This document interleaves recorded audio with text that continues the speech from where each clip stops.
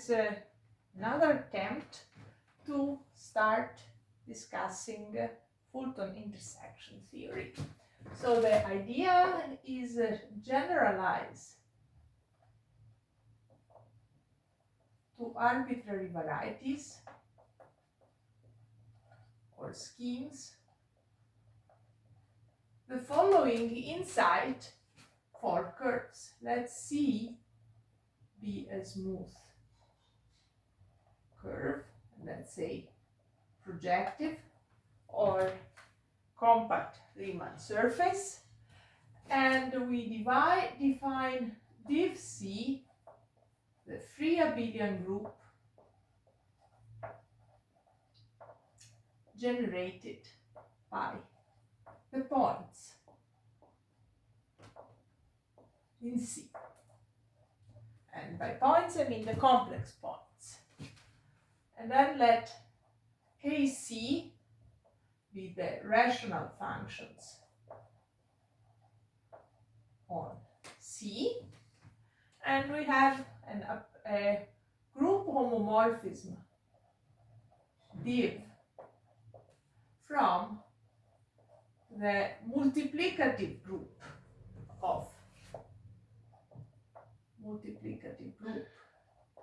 of non-zero functions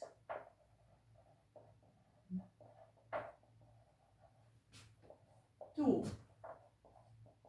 div C, which sends a function f to the zero locus minus the poles.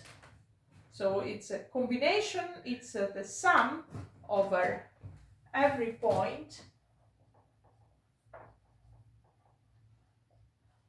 of the evaluation of f at P, while the evaluation at P is the map from Kc star to Z such that OCP is equal to F in Kc star such that evaluation is non-negative union 0 as a subset of Kc. So this is the formal definition, but the idea is that you count zeros with multiplicity and count poles with negative multiplicities. And then what you do, you call rational zero cycles with the image of this map div. So the divisors which are obtained as zeros minus poles of rational functions, and then it turns out that fact there is the natural map DAG from div C to Z, which is with the property that DAG of every point is 1, factors to DAG.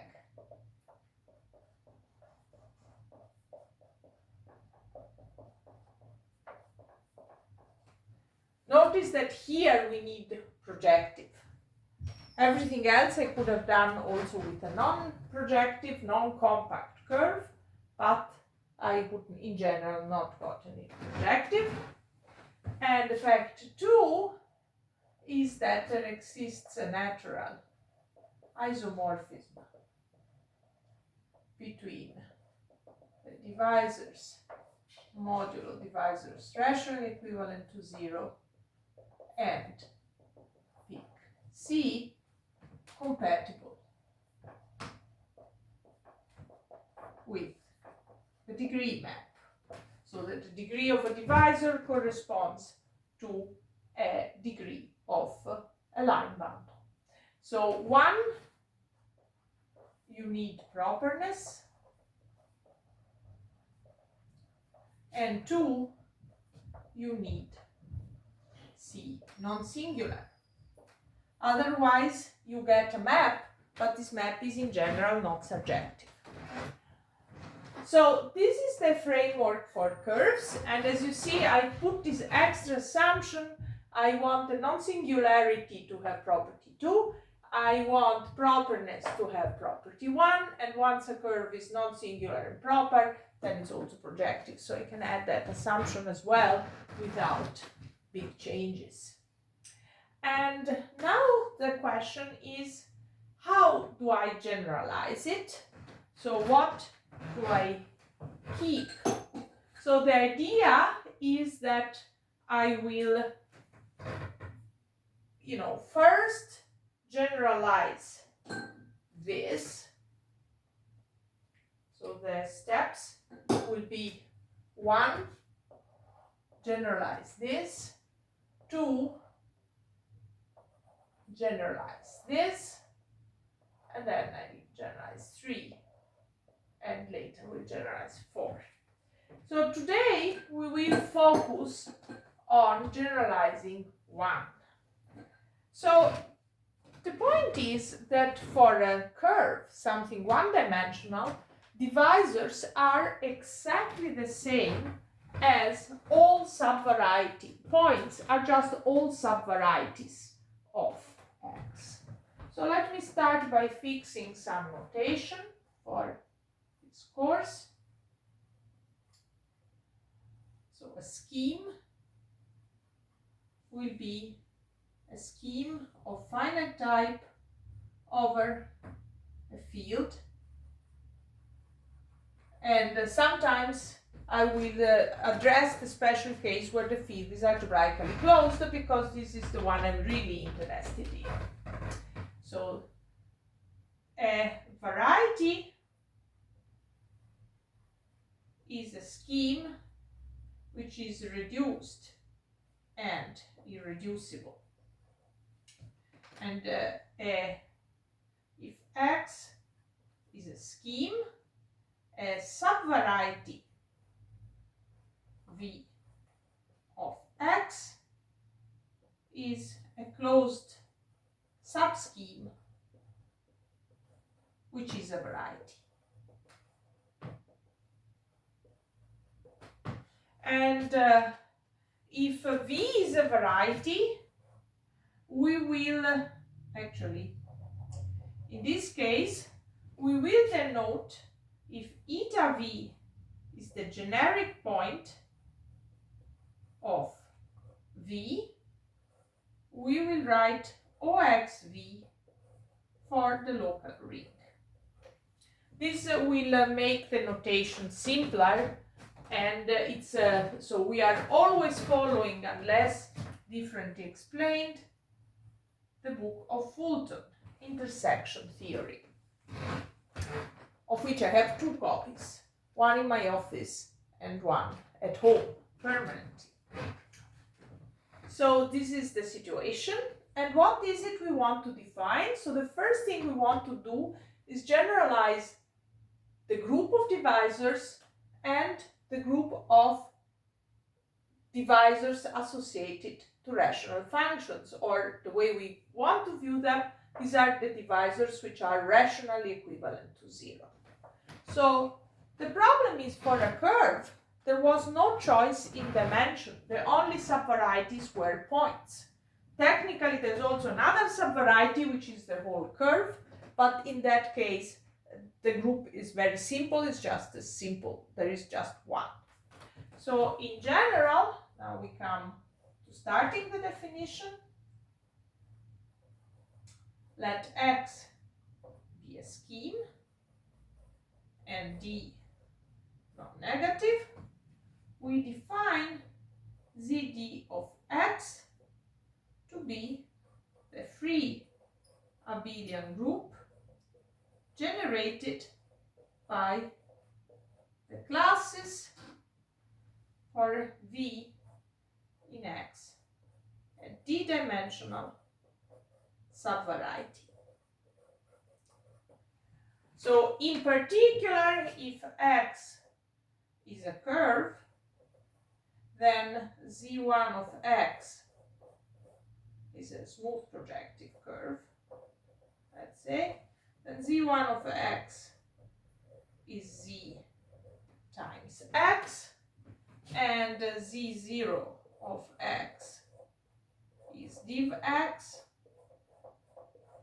and zd of x is 0 for all other d.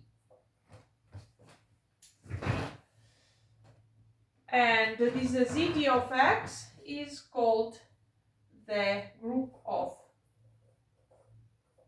algebraic d cycles, and its elements are called d cycles. So an alpha in zd of x will be denoted as either a finite sum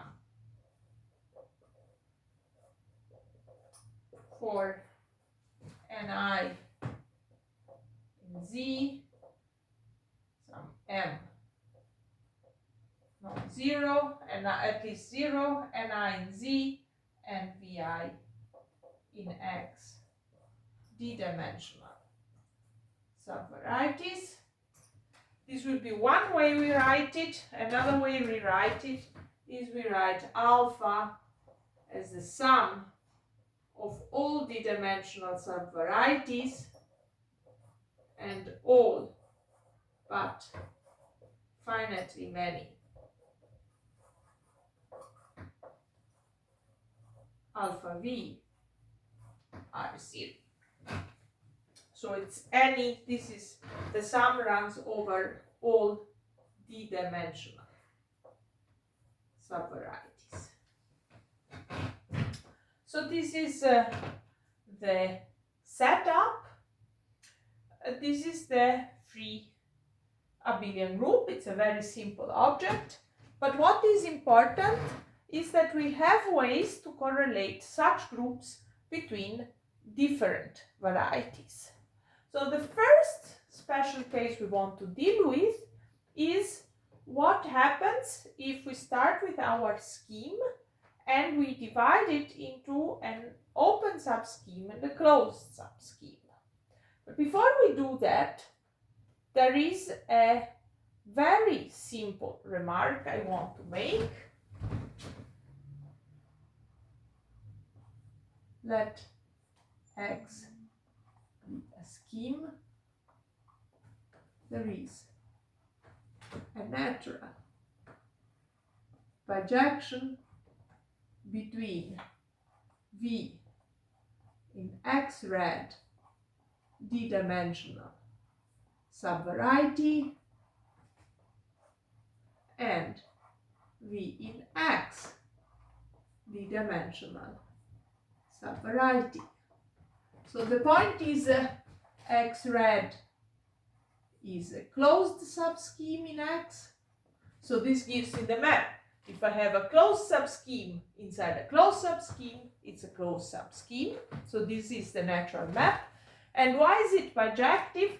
It's bijective because if I have a V inside X, since V is reduced, the map from V to X factors via X red, and it has to remain a closed embedding. If you have trouble with this, ask me in the comments.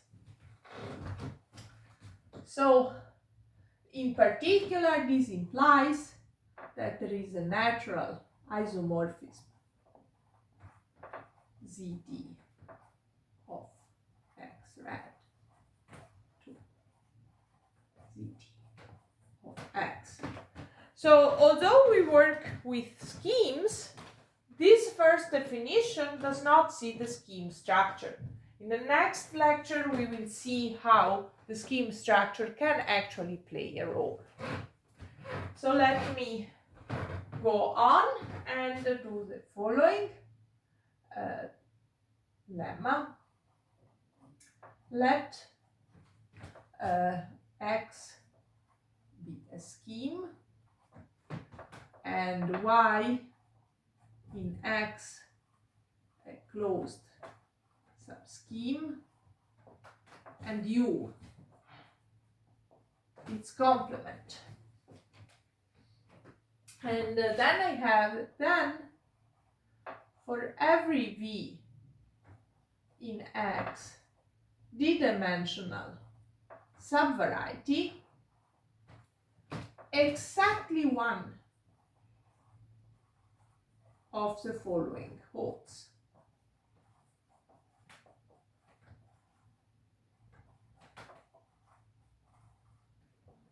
So if I have a subvariety of X and I have chosen a subscheme, well, there are two possibilities.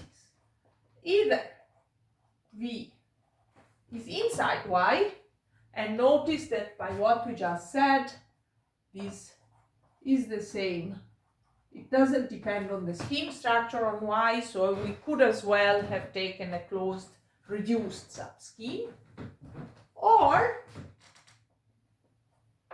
V intersected U is not empty, and then this means that V intersected U is a d-dimensional subvariety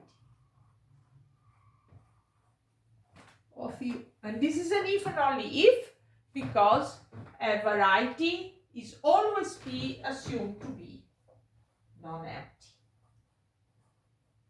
And in particular, this implies that it has a well-defined dimension, which is the transcendence degree of its function field over the base field. Okay, so our generators, this is equivalent to saying that V is just a subvariety of Y. So what we have is a corollary. There is a natural bijection between V in X d-dimensional subvariety and the disjoint union. This is, when I write one on one, I always mean it's a bijection. I also put two arrows. The disjoint union of V in Y d-dimensional subvariety, disjoint union W in U d-dimensional subvariety. So how do we prove this? So in the one direction, the map in this direction, this is given by the lemma. So the lemma tells me that there is such an injective map. But how do I go back? So in the other direction, well, if V is in Y is closed, then V is in X also closed. So this is the way you go back. You just take the same V on this part. How about here? And then here you map W in U to its closure with the reduced induced structure inside X. And you can check that this is actually a bijection. And so from this it follows that there is a natural isomorphism ZD of X with ZD of Y, direct sum ZD of U. So this group completely splits. And we will see that once we pass to the rational equivalence, this, which was a direct sum, will be written, in fact, as a sequence, and this sequence will be no longer exact on the left. So let me just write which direction the maps are more natural.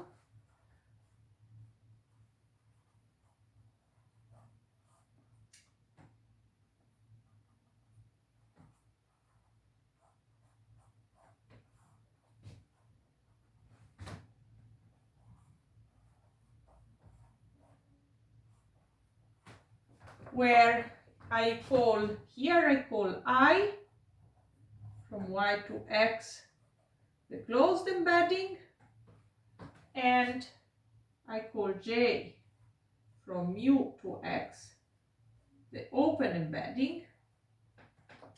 And so I lower star, in the sense I go in the same direction, means I take a subvariety here, so an inclusion, and I compose with I. While j pull back, it means I go in the opposite direction, means I take a variety and intersect it with u. So if you want, I take its inverse image. Okay, so the next step we want to take is to show that we can generalize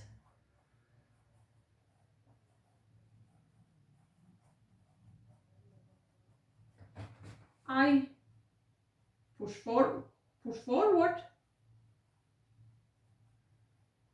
of cycles to any proper map. So push forward like I push forward, a closed embedding is definitely proper, and pull back to any flat map. In particular, an open embedding is certainly flat. And this is what we will do. And our first step will be to define what is the push forward. So where here the map sends V to V intersected U if the intersection is non-empty, or to 0 if the intersection is empty. So definition, let f from x to y be a proper morphism of schemes. We define f push forward from zd of x to zd of y as follows. So this is a free Abelian group. To define a group homomorphism, I just have to say what is the image of a generator. For V in X d-dimensional subvariety, I let W be its image inside Y. Well, F is proper, so W is closed with the reduced induced structure. So W is reduced, is closed, because F is proper. And it's reduced by definition. And it's irreducible because it's image of an irreducible. This is just a topological fact. So why? W is a subvariety. But we don't know what its dimension is. It can have dimension d, but it can have also smaller dimension. For instance, y could be a point, and then you take any variety and its image is always the same point because there's nothing else. So we define f push forward of V is defined to be 0 if W is too small. So if I contract my V into something smaller, then I just say the push forward is 0. Well, there is still something, but I don't care. As far as the cycle goes, it's 0. And on the other hand, if the dimension of W is D, then I define f push forward of D. You would say maybe it's W, but the answer is no, it's not, and we will motivate the definition later, but let me just say what it is. It is k of v over k of w times w. So this is a non-positive integer, and it is the dimension of k of v as a k of w vector space, or if you want, it's the degree of the field extension. K of w inside k of v, which is induced by the surjection from v to w. Every rational function on w can be pulled back to a rational function in v. So this is the definition. We haven't quite motivated, but there is a useful fact, which I will certainly not prove, that says the following fact: if f from x to y and g from y to z are proper, and I define h to be the composition of g and f from x to z, which is necessarily also proper, then j push forward composed f push forward is equal to h push forward from zd of x to zd of z. So in other words, proper push forward is functorial. It's also very easy to see that the push forward via the identity map is the identity. So this is the first. Then the fact that this is, I'm calling it a fact because I'm not going to prove it, but it is an immediate consequence of properties of the degrees of field extensions. It's a rather elementary fact. So this is our starting setup. We are looking at, we have generalized this definition, and if we have a proper morphism of curves, we have a map on divisor by sending each point to its image point. In that case, there is no degree extension because, after all, each point on a complex curve has just as function field the complex numbers, and so the degree of the extension of the complex numbers over themselves is 1.